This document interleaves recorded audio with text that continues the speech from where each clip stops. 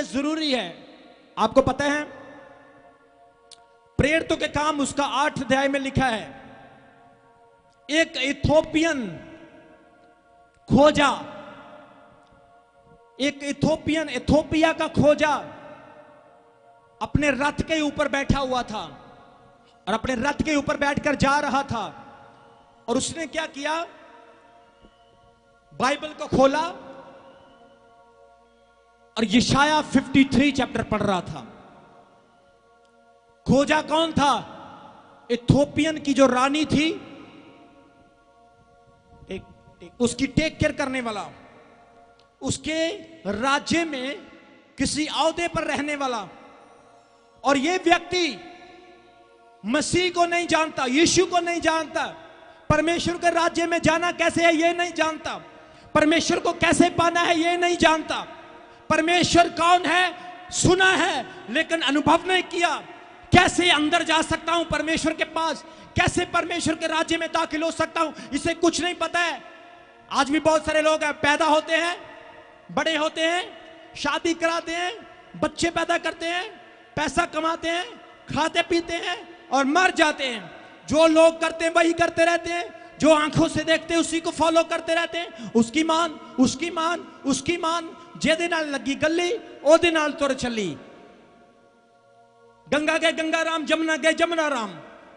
जैसा जो कर रहा है वैसे ही उसको फॉलो करते रहे, लेकिन परमेश्वर को, सत्य को, परमेश्वर के राज्य को, परमेश्वर के किंगडम को कभी जानने की कोशिश नहीं की। He never tried to know about the kingdom of God, about the heaven, about the door of heaven, about the treasure of heaven। कभी कोशिश नहीं की। और ऐसे ये व्यक्ति था।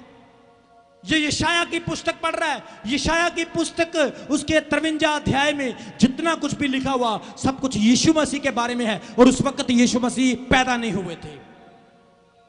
वहां पर लिखा वो मारा जाएगा, उस पर घाव किए जाएंगे, उसके मुंह पर सुंदरता नहीं रहेगी, लोग उससे पीछा छुड़ाएंगे, कोई उस पर तरस नहीं करेगा, वो गरीब जैसा होगा। यीशु के बारे में लिखा हुआ है वो हमारे गुनाहों के लिए घायल किया गया, मारा गया, हमारे लिए उसे तोड़ा गया और हम उसके कोड़े खाने से छंगे हुए। वो ये पढ़ रहा था और उसे समझ नहीं आ रही थी। और फिलिप्पस प्रभु का चेला, फिलिप्पस प्रभु का सर्वेंट है। और आत्मा ने, होली स्पिरिट ने फिलिप्पस के साथ बात की।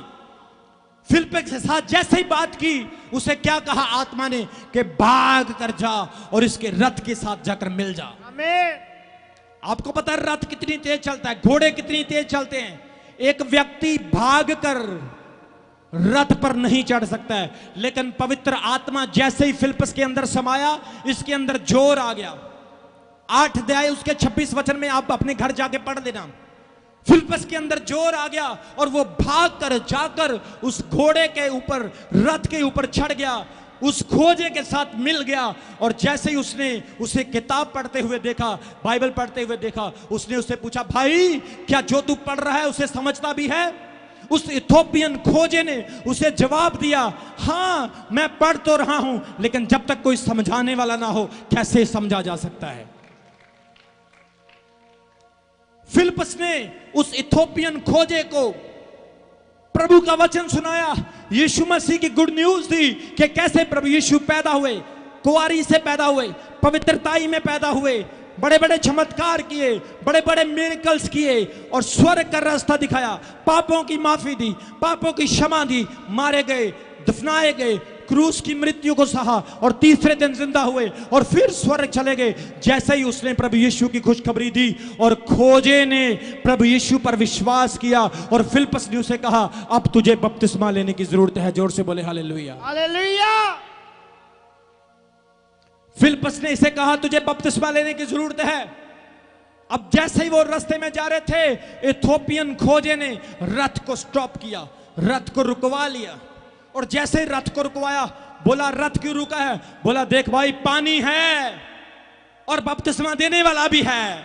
अब मैं देखता हूं कोई चीज मुझे बपतिस्मा लेने से रोक नहीं सकती है। कितनी जल्दी फैसला, कितनी जल्दी डिसीजन। कभी कभी हम कहते हैं भाई तौबा कर ले, पास्टर जी कर लूंगा, मेरे बेटे की शादी आने वाली है, बाद में करूंगा। तौबा कर ले, मेरी बेटी की शादी आने वाली है, मैंने अपने भाई के बेटे की शादी में जाना, वहां पर घूट पी लूंगा, थोड़ा बहुत एंजॉयमेंट करना है, डीजे पे डांस करना है, शराब वगैरह पीनी है, शादी के बाद कर लूंगा तौबा। तौबा क्या है?